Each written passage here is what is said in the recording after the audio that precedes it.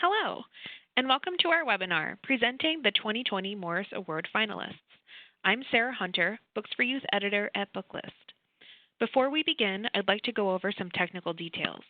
To resize the slides, look to the magnifying glass icons located to the left of the slides.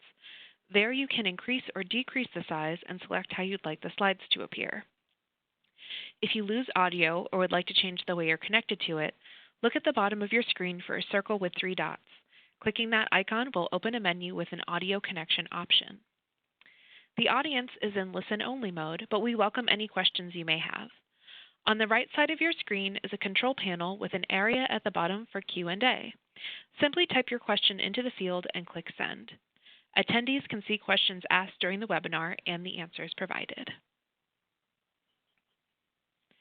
A link to today's slides was sent directly to you from WebEx at the start of the webinar, but you can also download them at any time by copying the URL on this screen into your web browser. All attendees will receive a follow-up email containing links to today's slide presentation, certificate of completion, and video recording tomorrow. Today we have the pleasure of hearing from Ben Philippe, author of The Field Guide to the North American Teenager, Katy Rose Poole, author of There Will Come a Darkness, David Yoon, author of Frankly in Love, and Nafiza Azad, author of The Candle and the Flame. First, we will speak with Ben Philippe. Ben is a New York-based writer and screenwriter. He has a Bachelor of Arts from Columbia University and an MFA in Fiction and Screenwriting from the Michener Center for Writers in Austin, Texas. He teaches screenwriting at Barnard. This is his debut novel. He can be found online at benphilippe.com. Welcome, Ben. Hi, everyone. I'm very happy to talk to you about this book today because I read it recently and I could not stop myself laughing. It is so fun. Thank you. That's so nice. So let's start off with an easy one. Tell us a little bit about your inspiration for this story. Sure. As you mentioned at the top, I got my MFA in writing, and for a while, I was really trying to write a quote-unquote adult novel, as is the purpose of the MFA, sort of like long, short stories about people, having serious conversations on road trips. And it just wasn't flowing for me. I think maybe because I'm kind of emotionally stunted. All my stories took place in high school, and the project that flowed the most naturally, that was the funnest to write, was something set in a high school, specifically in an American high school. I'm Canadian, French Canadian, hence the accent, and I was always fascinated by the American high school because every television show I watched had like these massive buildings that were little cities, and everybody had a tribe. There were the jocks, the cheerleaders, the loners, the art kids, and to me, it was just a massive conception of the world. It felt like you were entering a Hunger Game. And I didn't have that. I went to a pretty small, polite high school. The graduating class was like 45 people. So I love to imagine the concept of that massive school, and eventually I came up with Norris Kaplan, the protagonist, who was just a regular kid, kind of like me, a little ordinary, doesn't have a self-ascribed label. He's definitely not a jock, but he's not a nerd either. He's just a regular high schooler who walks into a building and hopes nobody makes fun of him. And creating this character and placing him in the prototypical American high school was the inspiration for the book. Seeing how he would bump up against all those stereotypes kind of flowed really well. And it was probably the first book I had fun writing. And, it works out that it's the first one that got completed and then found an audience. That's great.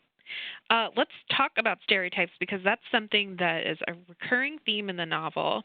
So much of it deals with resisting stereotypes, from love triangles to jocks to mean cheerleaders to manic pixie dream girls to Canadians.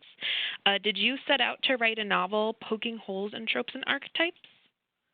Not intentionally. I feel like reality itself tends to poke holes in stereotypes and expectations. You That's meet very true. someone, and based on what they look like, you're like, oh, I know everything about you. And then you talk to them for a little while, and it all falls apart. Or occasionally, they all meet all your stereotypes, and you're like, yes, I'm reinforced in my worldviews. But in writing those clear, defined high school stereotypes, I definitely don't think they hold water. And Norris sort of starts his journey at his most heightened, meaning that he's a Canadian. He's not. He knows that everyone he meets in America is gonna think he's a weird foreigner. They're gonna think he's the dim-witted Canadian going a every sentence, and he's just not having any of it. So he leans into all his stereotypes that he has in his head for all these people, and little by little, they start to break apart. When I was first writing the book, and this is going way, way back in the old drafts, but the idea was that there would not be a chapter that was labeled bullies, because at the end I wanted the big reveal, the big catharsis to be that Norris himself had been the bully in sort of like being so acerbic in how he approached the world. But to me, there's something malicious about bullies. There's something intentional about making other people feel bad, and that's not in the character of Norris. So that fell by the wayside, and he ended up just hurting people accidentally. Uh, and yeah, that's more or less the relationship between stereotypes and Norris. Interesting. I want to return to one thing you said initially when you were answering my first question, where you said you were turning away because you felt a little emotionally stunted. But I feel like there's a lot of emotional nuance in this novel. Can you speak a little bit to that? I mean, specifically the way you are breaking down some of these stereotypes. Norris is going on this journey of like realizing all of these things about himself and the way he interacts with the world, and that strikes me as very emotionally literate. Oh, thank you so much. That's a really kind of observation. I think actually Norris, when he starts the story, is depressed. Depression is something that I'm personally not familiar with. I've witnessed it in other people, and I think there's a media portrayal of it that's being in bed and unable to move, and that's certainly a reality for a lot of people. But in the case of Norris, it's more of a feeling of rejection, a feeling that no one wants him because he's a child. He's an immigrant child of divorce, and he wanted to live with his father. His father sort of like passed on that, so he's stuck with his mother in Texas. So there's this feeling of being like unwanted by all the pillars of your life. That's deep in Norris, and I think his coping mechanism is to lash out a little bit. He has this idea that all the preconceptions he has about the world are going to be proven right. So sometimes the best thing you can do is to lean into it. So he just Mm-hmm. proceeds to make the worst first impression possible, very quickly to almost everyone he meets, to almost just to own it. If you're gonna hate me, then fine, I'm gonna give you a reason to. Is sort of his way of dealing with it, and it accumulates. His best friend is left back in Canada, who is really his only friend, and I wanted to also hopefully portray how you can miss a friendship. I wanted to have like one main character that's not present physically in the story, but that still has a lot of like weight for the main character. Mm-hmm. Um, Mm-hmm. and all these things are sort of piling on this kid in high school who is also developing a crush, who is also sort of like, oh, she's not into me, I'm into her, and he's desperately wants someone to hug him, but he's gonna make fun of people and push them away, hoping that they still somehow overcome everything he throws at them to hug him. And that's a lesson he has Mm-hmm. to learn. I think that's a lesson I had to learn a little bit in life too, which is if you push people away too much, then the end result is that eventually that they just leave. Yeah. And that's what he has to sort of wrestle with. Mm-hmm. Great. Um, so turning away from plot, I mentioned in my intro that this book is just really funny. I was laughing so much when I was reading it. Did Norris's voice start out that jam-packed with clips and one-liners, or did that develop over time? Or is that like something that was endemic to his character? I think I've given the book to people. To me, Norris is a completely fictional character, but Mm. he's based on elements of my life, and I've given the book to friends and loved ones who've read it early on, and they're like, "Oh, so this is just you. This is 300 pages in your head because this is exactly how you talk. This is exactly all the set of references you make." And I guess it means that the voice was sort of my natural voice, maybe a little more abrasive, hopefully. I I learned English watching TV. I was an only child with a TV in my room, so I fully realized that this is a literary endeavor. But my first sort of like uh, set of exposure to American culture was very much through the WB. So it was all these teen dramas where people were always so witty. Everything was sort of like a rerun of Gilmore Girls, where people had like quips and references, and they knew Mhm. exactly the right thing to say. And I guess Norris is a version of myself that has that TV or cinema magic of being able to always say the most cleverest thing Mhm. to make his situation worse in hindsight.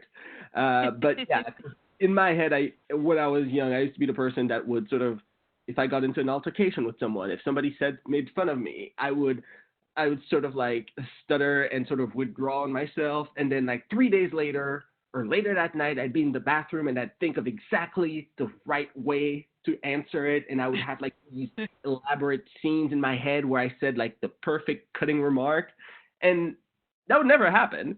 But since Norris was fictional, he gets to sort of like eviscerate people live, and I have to admit that that was very very fun to write. Cool. For all the laughs, though, there is an edge to that humor as well. So, how did you go about striking a balance between Norris's sharp wit and what that wit was sometimes hiding? Um, that is a good question. I think I didn't realize it as I was writing it. I think that Hmm. for maybe the first third of the book, I was just writing this clever, borderline precocious kid who wasn't fitting into his lame environment. And eventually it got angrier. And this is very sort of highfalutin for a writer to say, but I felt Norse sort of like getting angry, and I kept trying to sort of write where that anger was coming from, or who it Hmm. was directed towards. And there are many deleted chapters where he has a big conversation with his best friend. That wasn't it. There's another one who has a big conversation with the love interest. That wasn't it. And eventually, it's his dad.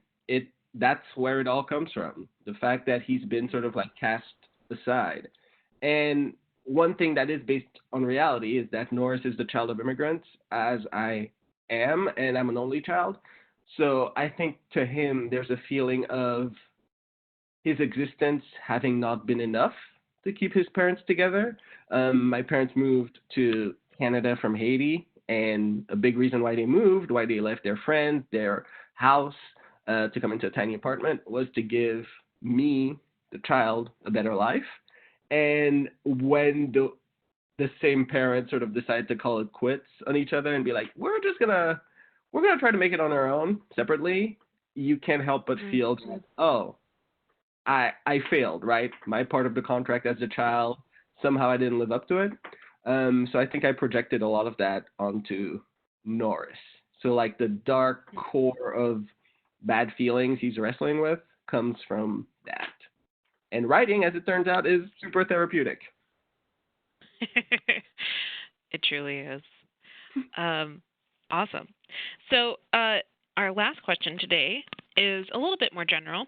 What do you hope that teen readers will take away from your book? Um, that it's okay not to have a thing yet. Norris is kind of a if I think if you zoom out on the character, Norris is kind of a mediocre kid, meaning that he's not sort of like his journal that he keeps, the field guide that he keeps on his classmates, is very basic. It's not like he's a secretly a very talented writer, or he has like some high perfect 4.0 GPA. He's just a kid. And I remember watching all those shows and films about teenagers when I was young, and they all had a thing. Like the guy who had sort of like headphones around his neck was gonna end up like in the final title card. Like 20 years from now, he's the head of a label or he's a musician. And I didn't have a thing. And I think North does not have a thing. He's one of the kids in the background carrying his books, um, going to his locker, and hoping to make it through the day. And I kind of want those kids, if they happen to read my book, to sort of take away that that's okay. It's completely okay that you haven't figured out everything at 16, that you're still a little bit of a jerk when your feelings are hurt. Um, yeah, I wanted those kids to sort of like find themselves on the page without sort of being Katniss Everdeen. That's a pretty worthy project, I would have to say. Thank you. Thank you so much for joining us today, Ben. And to all of our listeners, please go out and read The Field Guide to the North American Teenager if you haven't already. Thanks, everyone. Next up, we have Katy Rose Poole. Katy was born and raised in Los Angeles, California. After graduating from UC Berkeley with a degree in history, Katy spent a few years building websites by day and dreaming up prophecies by night. Currently, she resides in the San Francisco Bay Area, where she can be found eating breakfast sandwiches, rooting for the Golden State Warriors, and reading books that set her on fire. There Will Come a Darkness is her first novel. Thank you for joining us today, Katy. Thank you so much for having me. So we are shifting gears from a very comical contemporary realist novel to a historically inspired fantasy. So let's really dig into it. Katy, you write from 5 different perspectives in this novel. That is a huge cast of POV characters, especially for a debut author. How did you approach all these different headspaces? Did you encounter any particular challenges or have any favorites among your cast? When I first decided to make this a multiple point of view novel, I don't think I really understood the undertaking that I was taking on, but I'm glad that this is the way it worked out, because I really did enjoy writing from all of their perspectives. And these are 5 very different characters. There's, a prince, there's a killer, there's a gambler. But I think my way into each of these characters was looking at sort of what is the lie that they're telling themselves about, their own lives, about the world. What is the truth that they're not able to confront? And by thinking about those things, I started to sort of, figure out what would start to make them unravel those beliefs and confront those truths that they don't really want to face. So that was sort of my way into each of these characters. And then, of course, I discover layers as I write, and as I figure out sort of, where they've come from and their pasts and how they're reacting to the world around them now. I think I enjoyed writing from each of their perspectives, but they all sort of offered a challenge as well. For instance, Asira, who you meet in the first chapter, her sort of whole life has been about keeping her sister alive, and she's very driven by her love for her sister, which is something that I can certainly understand. I also have a sister. I also love her.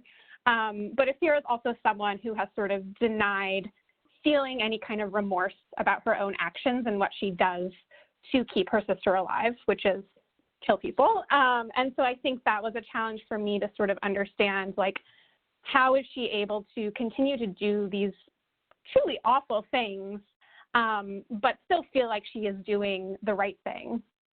And then, for instance, a character like Jude, who I think is much more focused on trying to do the morally good thing and to follow this path that's been laid out for him, and coming up against the fact that sometimes, fulfilling what he believes is his destiny means actually denying the things he truly wants.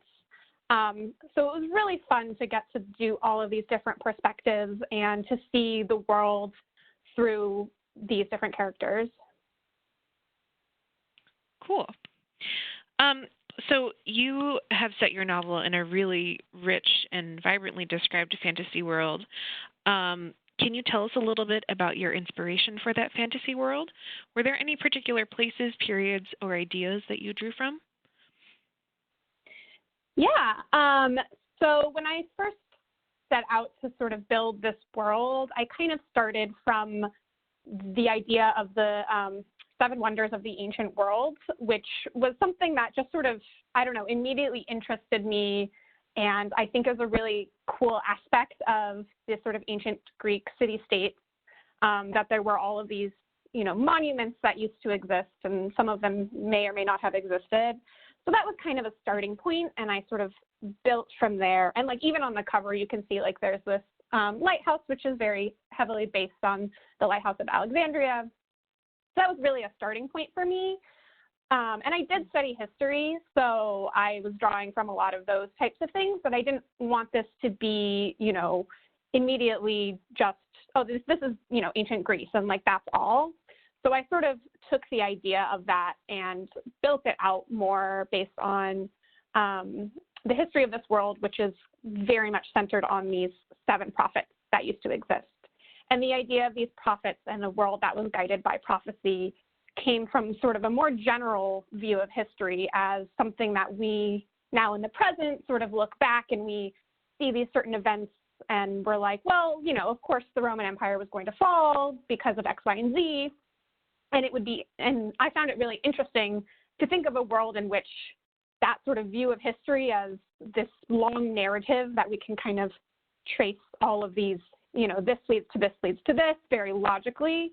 And what would happen to a world like that when suddenly that, that narrative was gone, the prophecy is gone, and suddenly you're living in a world where you really don't know what's going to happen next, and there's all of that uncertainty. So it definitely, like a lot of this world came from my love of history in general, and then just sort of building out things based on, all of the different characters and different historical events that have happened, and that part of it was very fun for me. What did your research look like when you were building this fantasy world? Very, I would say very haphazard, because there's kind of so much contained within this world. I would find myself going into research holes of like ancient aqueducts and like various city planning things to sort of the history of certain monarchs, definitely the history of the seven wonders and how those were viewed back in the day versus now. So it wasn't super focused on like one kind of thing. It really was a combination of just anything that I found interesting. When I was writing, I would suddenly encounter, what were temples like back in, Athens, and be researching that. So I definitely do find myself falling into those research holes. I think it's definitely the historian in me. And at some point it's, a combination of finding out what things were really like versus, this is a fantasy world. I can kind of play with it a little bit. There is magic. There's a type of magic in this world that, can create certain machines and things that wouldn't necessarily have existed in the ancient world, but can exist in my world because I have this magic. Cool.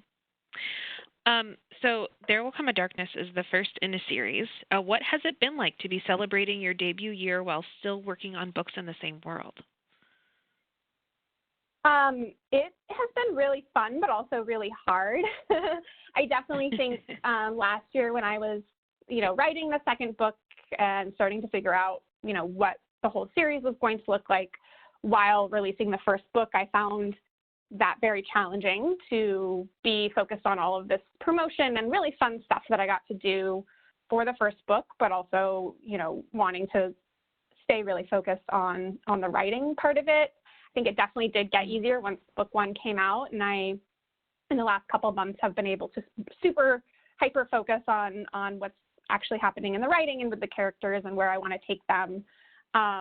So yeah, I would say definitely a challenge, but I'm really excited to get to continue writing in this world and writing these characters. Have you gotten any feedback from readers that is affecting the way you approach the books in the series that you're working on now?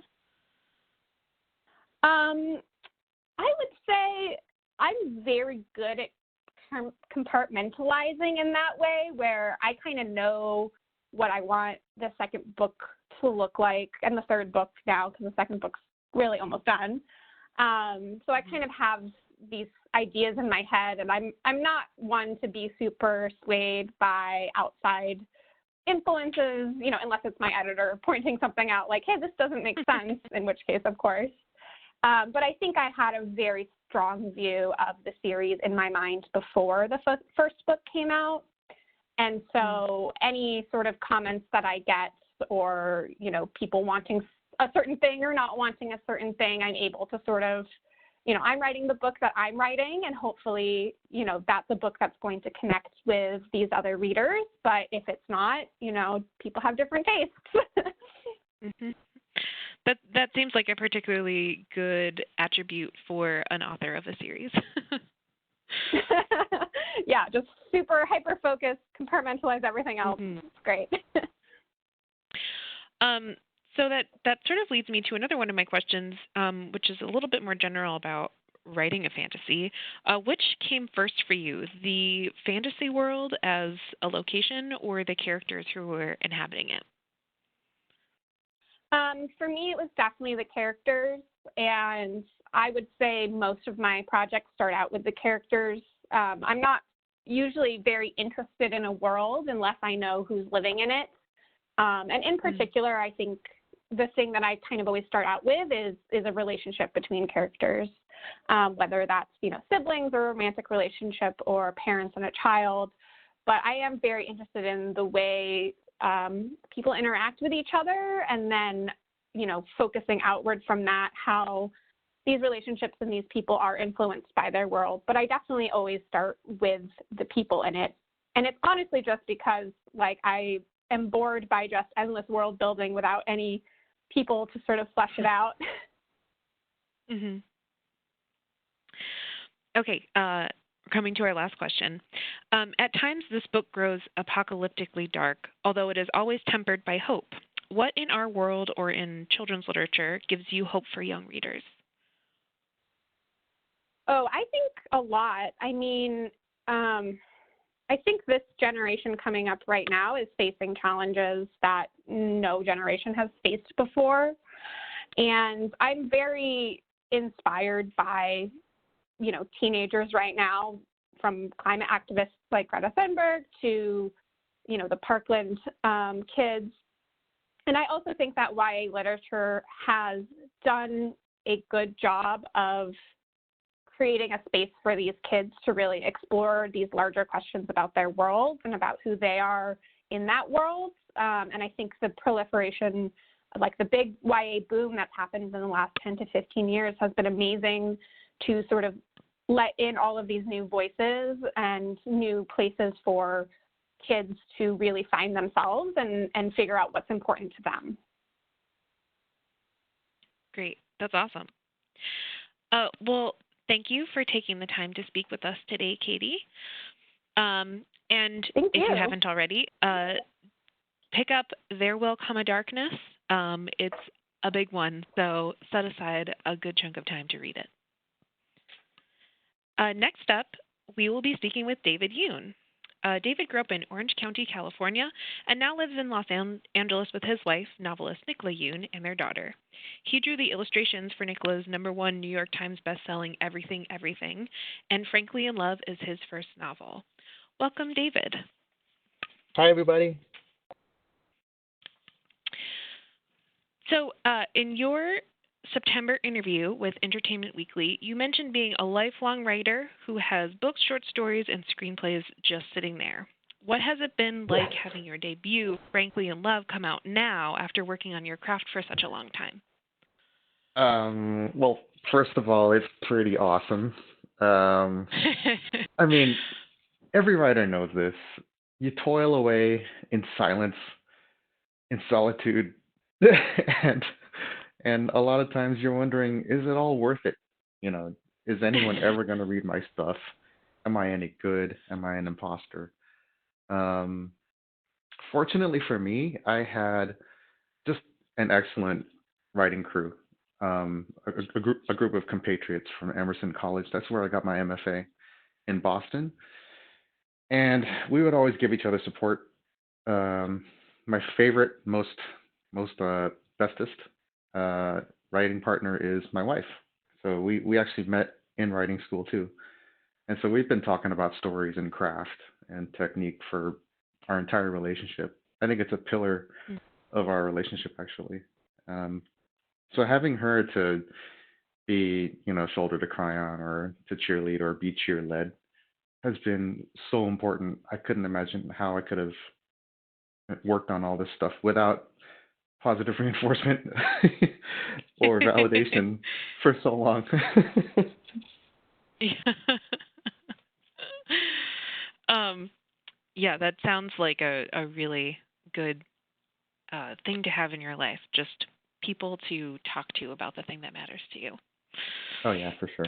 Um, so one of the overriding themes, I think, in Frankly in Love is code switching. Um, switching between dialects, talking to family members who speak different languages, interacting with people outside of your immediate social sphere, as well as important discussions about code switching. Can you tell us a little bit about writing a variety of characters who frequently alter their speech or dialects, and what was your process for that? Well, I actually was inspired by this class I took when I was living in Japan, of all places, and they talked about code switching in the context, of course, of different cultures, but also in the context of like the Japanese language, which is also very similar to the Korean language, in that when you talk using an honorific to an elder, or if you're talking to a little kid who's not your senior, you literally change the verbs that you use. So you don't just say eat; you use like a more polite form of eat. Uh, and beyond that, there's a even more sort of subtle, granular type of code switching where if you're talking with your parents, you talk a certain way, and you talk about certain things. And if you talk with your friends, you talk a certain way, and you talk about certain things, teachers, et cetera, et cetera. So you're constantly switching languages, whether you even realize it or not. And the most extreme example that I could think of, just pulling from my experience, was my own parents. It was it's literally two different codes of English and Korean that I had to be comfortable with and find a space in, particularly because my Korean is really not good. It's terrible. And so me and my parents, we would talk in this weird jampong, which means mix of Korean and English. And it took me years to realize that it was neither Korean or English anymore. It was our own code that was specific to us. And that's the code that I mastered, and it was literally a language that was spoken by four people on the entire planet. Um, and so that was the inspiration for sort of the jumping off point. And then once you really look around and watch people talk and see how they interact, particularly when they're interrupted by someone, how they instantly code switch.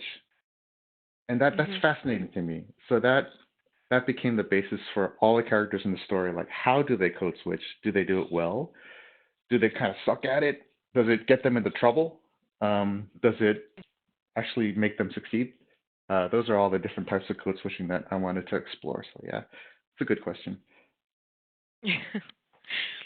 um, One of my, I just want to say this since I have you on the phone. One of my favorite examples of code switching in the book is the way Frank and Q talk to each other. They have like this really funny, like stilted shorthand that they use with each other that I just found so charming and said so much about the nature of their friendship that without you having to describe it at all. I thought that was really great. Oh, thank you so much. Yeah, and that again, it's like when you're really close to somebody like that, like there's my my favorite is inside jokes among friends and like inside jokes among coworkers. You try to tell someone outside that tiny little sphere, and they're just not going to think it's funny. They'll be like, "I don't get it." But I think that's beautiful. Okay. So your teen characters are incredibly courageous in both the ways they confront their parents and the ways they demonstrate the love they have for each other and the world around them. Lots of teens find it hard to be so brave. What advice would you offer them, and what kind of tips does adult you have for teen you, if you could go back in a time machine? Oh my God. Well, let me start off by saying that Frank is the guy I wish I could have been when I was 17. He's way smarter and way more woke and articulate, and he's just all the stuff that I wish I could have been. He's way braver than I was. Um, and I mean, I would never tell a teenager to be like, be more brave, because that's a tall order, and I don't think it's really fair. I would say it's okay to not be brave. It's okay to be scared. If there's a situation and you don't know how to behave, or you don't know, you're worried about doing the wrong thing, or you're worried about not doing the right thing, that's okay. That confusion is totally human. And as an adult, I can tell you with 100% certainty that that feeling never goes away. you know, I, you don't suddenly become this like Superman who knows all the answers and can navigate any situation with the greatest of ease. It just doesn't happen that way. And Mhm. there's one thing that meditation has taught me is like not so much judging yourself in a situation, but cultivating an awareness.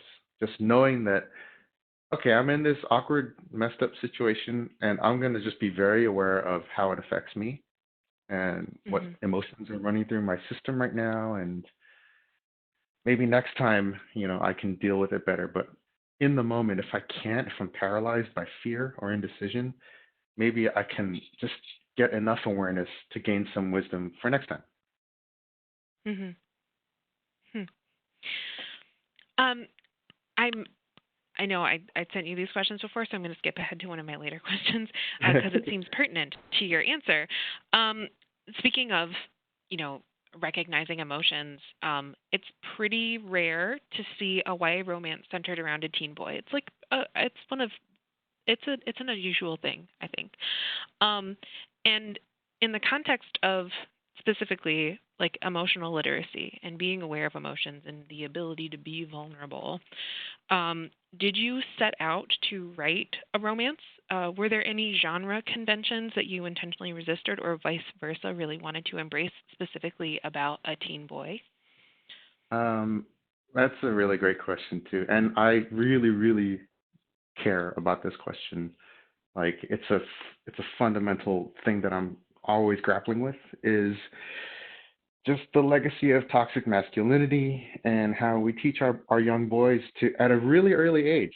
I'm seeing it right now. My daughter's 7, and I see all the boys sort of learning to let go of to suppress their emotions and and value hierarchy and competitiveness over everything else. And this it's a definite shift because when they were just 2 years earlier, they were all hugging and holding hands, and it was really sweet. And so to see this transformation happen in real time is super mega depressing for me because it when you bottle up emotions, it's just gonna pop out somewhere unexpected, Yeah. and usually explosively. It'll just blow up, and someone's gonna get hurt. Um, and so I've always been interested in writing about romance. I'm a total romance junkie. My favorite books and movies are rom-coms. Nikki and I talk about love all the time. We talk about romance all the time. Um, because rom-coms are like where you can be your best self. And it's just nice to hang out with people being their best selves, being like their funniest and their wittiest, and really in touch with their emotions, or really regretting their mistakes, or really hoping and dreaming for something. That kind of thing is like that's when you're most human, particularly for Mm. boys. When you're suppressing all this emotion and you don't even know what love is, and you're grasping for things and you don't even know why, I find that so disheartening. So it was very, very important to me not only to write about Frank, who's a hopeless romantic. He's that guy, but also with this relationship with Q, he's totally not afraid to say I love you, and not like I love you, man, or that kind of qualified macho way of saying it. Just straight up, I love you, Q, I love you. You're my friend and I love you. And depicting that kind of healthy emotional relationship between boys was also a major. I was hell bent on on putting that in the story, just because I'm so I see the world around me and it makes me really sad, and I know how it could be, and it's just not. Hmm. Yeah, that I felt that when reading your book for sure. Um, there's a like a real preoccupation with love across the board, and I found it really um, poignant. Yes, is the But I best word mean, I can think of right now. and Nikki and I talk about this all the time. We're like a broken record. We're like, literally, love is the only thing worth living for. There's nothing else people live for. If you really think about it, our entire human history, there is nothing else but love. I mean, you want a bunch of money. Why? So that you get validation. Why? Because you didn't have love. Or you want to get validation from someone who will love you because of this reason or that. Everything we do, the end game is we need validation from someone who loves us.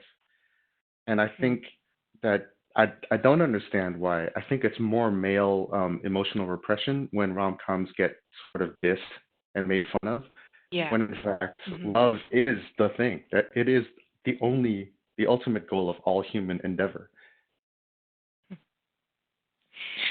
Um, so this is, I think, a little bit pertinent, returning to one of my earlier questions that I haven't asked yet.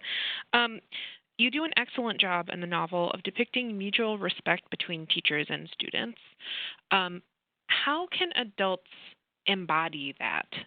What are some ways for adults to be more vulnerable and open with the younger people in their lives? Oh, that's a great question. Um, I mean, I was really lucky. I had some fantastic teachers in high school, and they were my earliest mentors. And the one thing I remember about all of them is that two things. They were not afraid to ask what I thought. Like Mr. Soft is actually based on a calculus teacher I had in high school, and he literally would say like, "I hate tests. I think they're stupid. What do you think should be on the test so we can just get this crap out of the way?" And I was like, "You're amazing," because he knew that the hard work was being done, and the test was just to please the suits up in Sacramento. Um, Hmm. and the other thing that he wasn't afraid of doing, and also my English teacher and on, they weren't afraid of expressing self doubt or regret. They would say like, "I don't know if this is true or not. I'm kind of not sure about this, and I think I might be screwing up here, but blah blah blah."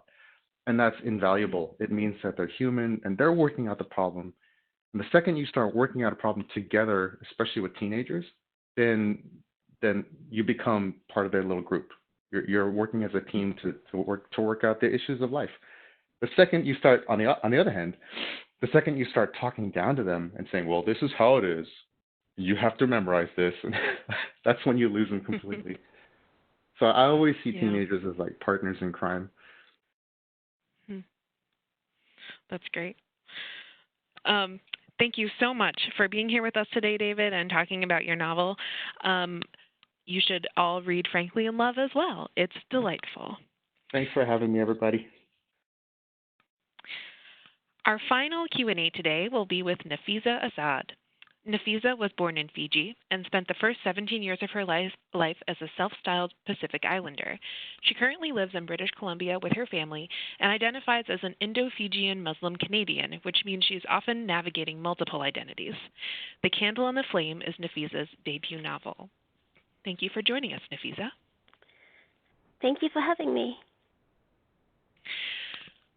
So, your novel is also a historically inspired, dense fantasy world with lots of intersecting influences.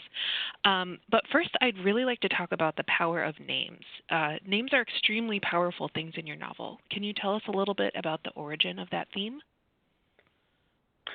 It all started with Shakespeare and his famous line, "What's in a name?" That line always bothers me so much because it is so blatantly false. There's a lot in a name if you decide to consider it deeply. In some cultures, a person's name contains their history. It's not just an identifier, but also an identity.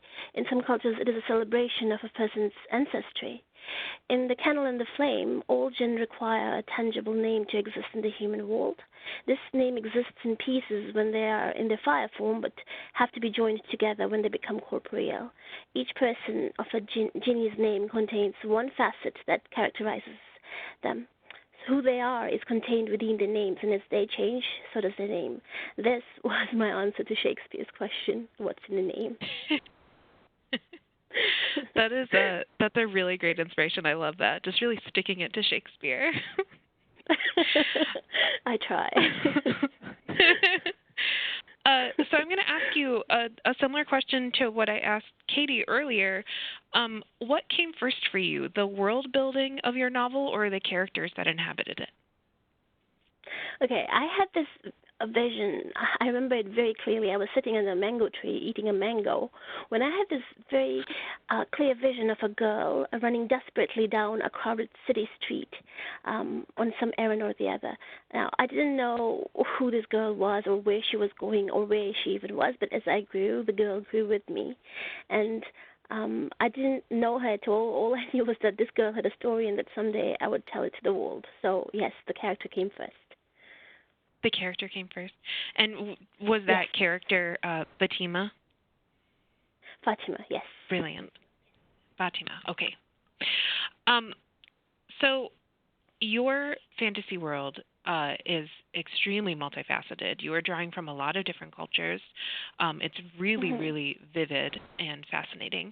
I'd love to know a little bit more about the inspiration for that world and what period or places you drew from. So, though Kirat, the country my story is set in, is a made-up place, the world in which it exists is ours. Even the people and the cultures I mention are real existing people. So it's just that in the book they refer to the way they refer to themselves and not by the name the West has given them. For example, the Nihonjin are the Japanese. So I didn't do as much research as you would think, simply because what you see in the city of Nur is what I grew up with.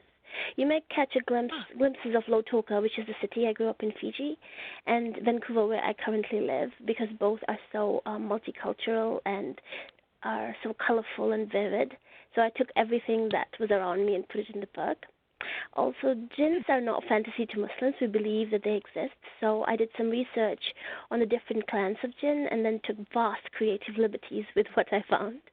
There are little things like the kedri trees I mentioned in my book are trees that grow in Rajasthan. And I gave my late maternal grandpa a cameo as this flower seller who appears briefly in the beginning. I did do some research on architecture because one of the most challenging bits about writing The Candle and the Flame was describing Aftab Mahal, the palace. And just trying to figure out what everything was called, it just drove me nuts because like the stone walk, there's a particular name and the columns, and it took me like 5 tries before I finally got what I was satisfied with. Yeah. I find it so inspiring that so much of this world is based on a real place because it is so vivid, and it is a city where so many cultures coexist in relative harmony. This seems like a really powerful choice right now to set a story in that particular place. Can you talk about, I mean, I asked not knowing that you based the city on a real place, but tell me about your choice to set your novel in that place inspired by where you grew up and what it meant to the plot as a whole. When I wrote The Candle and the Flame, the time I was writing it, the rhetoric was, and honestly it still is, full of vitriol for minorities, especially immigrants and refugees. As a Muslim woman, I often feel bombarded with messages that doubt my humanity and my right to exist as an individual. So initially, the city of Nur began as my personal escape from a world which is often too much to bear. So I was reading Edward Said's Culture and Imperialism while I was writing, and in it said that the differences between people is what makes humans interesting, that it is our differences that gives life a richer taste. And I wanted to illustrate that with the city of Nur. I wanted to show how beautiful diversity is, And Noor is beautiful because of the differences in the people who live in the city. The city isn't perfect. I mean, that's just the whole story. No place is. Yet the people who call it home walk to live in peace. I wanted to show that this walking together is a choice we all have. We all have the right to choose to be better together. Yeah, I definitely came away from reading your book with that feeling. And weirdly, the thing that really exemplified that to me was the rich variety of food you described in your novel. There's like one moment where somebody brings over a tray of desserts, and it's like 3 different desserts from 3 different international cuisines, and I thought, like, of course, why would you not eat all of those things together? That sounds lovely. Right. Because, I mean, I decided to showcase diversity using the food rather than, like, talking about people's skin colors, because I felt like food is so much more interesting. Yeah. So, and I was very hungry usually when writing. And I think that it really is a powerful way of demonstrating that openness, because when you offer food to somebody, that's such a welcoming act.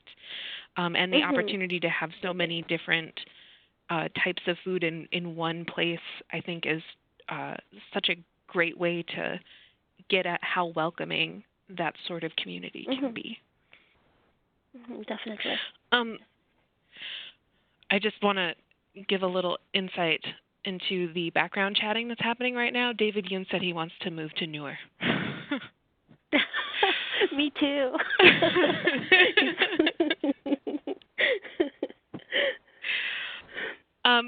So we're coming up on my last question that I have written down. What do you hope readers will take away from your novel? I want people who read The Kennel and the Flame to feel a sense of belonging, a sense of home in the city of Noor. I want them to know there's a place, a fictional place, but a place nonetheless, that accepts people regardless of their race, gender, sexuality, and religion. That though these are difficult times, there's a place that will take your differences and celebrate them, instead of doing the opposite. A city that will take you at your lowest and lift you up.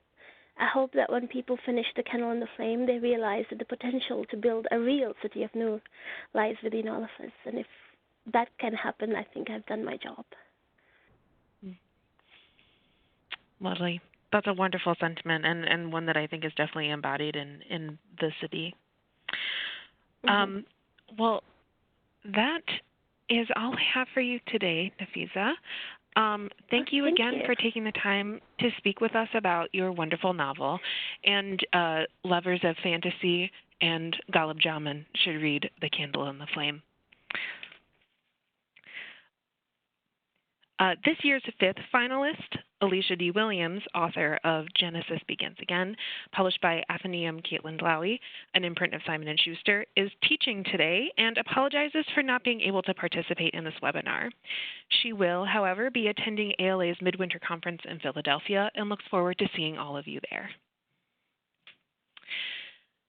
A huge thank you and a hearty congratulations to all of the wonderful panelists we heard from today.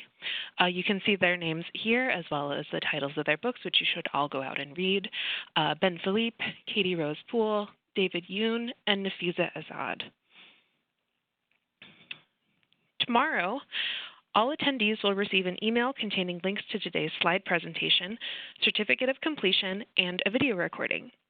For more about Booklist webinars, be sure to visit www.booklistonline.com/webinars, where you can view archives of past webinars and register for upcoming ones like the ones you see here.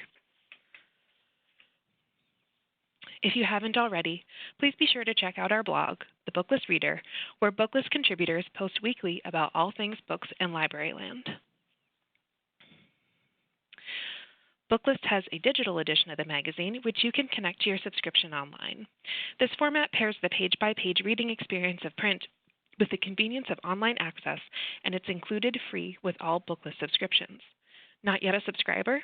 Take advantage of this special webinar offer to get print, online, digital, and archive access to Booklist for only $99.